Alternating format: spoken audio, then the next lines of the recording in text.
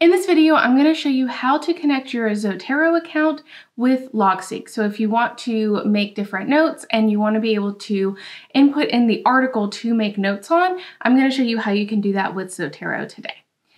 So this is my LogSeq account, and this is just the one that I do for tutorials so that all my private information is kind of hidden.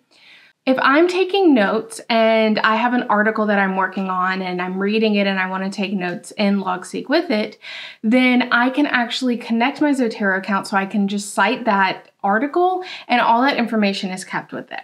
So in this, I can do a / and then I can type in Zotero and this is going to come up. And the first time you do this, you do need to establish an API key. So I'm going to show you how to do that first, and then I'm going to show you how to use it and what you can do with it.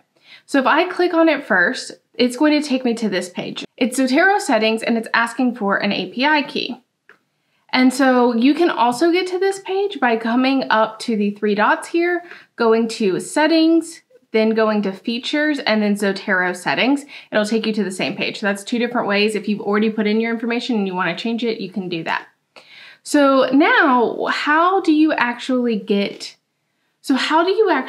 the API key and all of that to have this work? So what we can do is we're going to go to your web Zotero. So go to zotero.org, sign in, and that's where you're going to get here.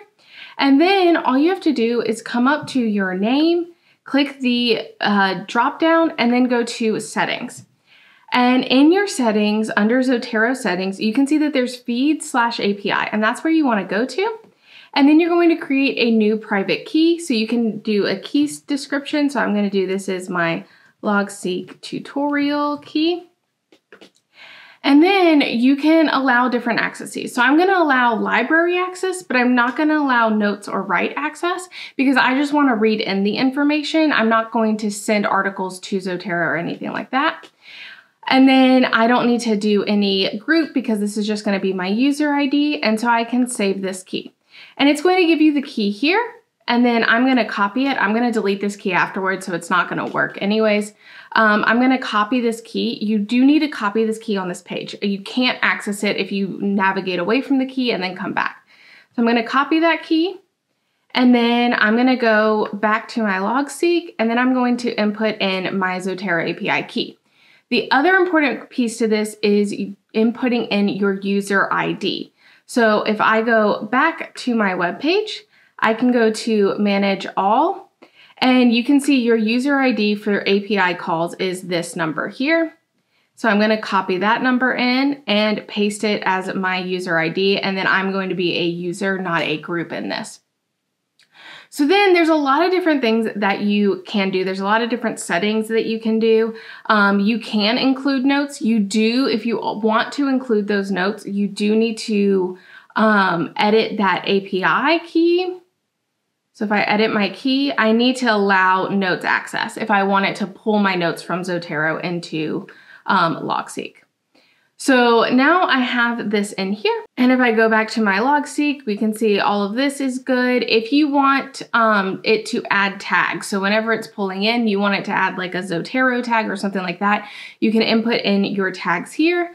And then if you want it to add all of your Zotero items in, you can click add all. I don't really want that. My Zotero is very large. It would take a really long time. And also I don't want all of that information. I want to be able to pull individual papers. So I'm not going to do that now.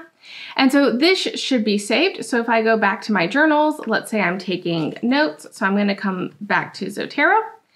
And now what it's going to do is it's going to open this search bar. So now I can search for papers. So I'm going to search for my own last name.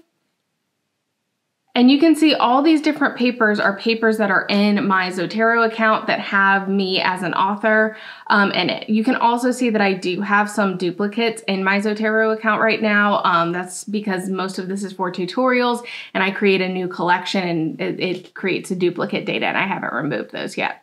So for me, if I was taking notes on, let's say this one, ion mobility spectrometry and tandem mass spectrometry analysis of estradiol isomers. So let's say I have this up, I'm taking notes on it, I can click it, and now it's added in. And this is how it adds it in here. And now I can basically press enter and create notes underneath it. So I could say, let's say I'm taking notes on introduction, methods, results and discussion and conclusion. And then I can kind of just come in here and write in my notes. So I can say like steroids are important, but difficult to analyze. And then I can say ion mobility and mass spectrometry are used to analyze steroids. And then like maybe I come in under results and discussion and or methods, and I can say they used a Waters Synapt G2S. And if I wanted to look at this paper, obviously I could come in here, find where that paper is. I'm going to search my full library and I'm going to look for estradiol glucuronides. So here we can see, and here's the full text if I wanted to open the full text here. If you have information in here. So I've been taking notes on this. So now I can click on this and it's going to actually take me to that page. So this is the information that it's pulled in from Zotero. It has the authors, the publication, which is the journal, the title, the item type, the DOI, all of that information got pulled in from Zotero. The abstract got pulled in from Zotero. And then you can see this one linked reference down here is because I have this information put in here. If I come back up here, I can also make links. Let's go to a new one and I'm gonna say, we're gonna do /Zotero. So I'm gonna look at, so there were 2 articles that I did that were basically like the same project, but different stages of the project. So I'm gonna click this one and I'm gonna say, this article is a further analysis of the work done in, and then I can do /Zotero again, and I'm going to look for the original one.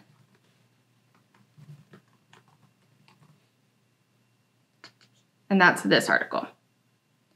So now I have this, and when I click off, both of these are linked now. So if I click on them, you can see it's going to add one of the pages down here, and that gives me this information. And now I have this linked reference here. So I can say, oh, I know about this one because of this.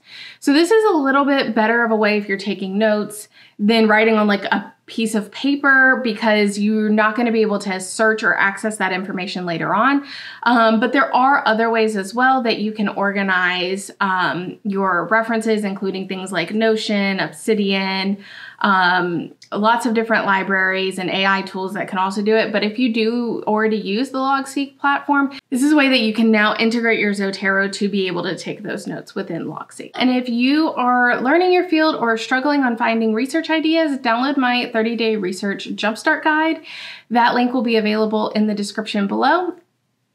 I hope this video was helpful and I look forward to seeing you in the next one.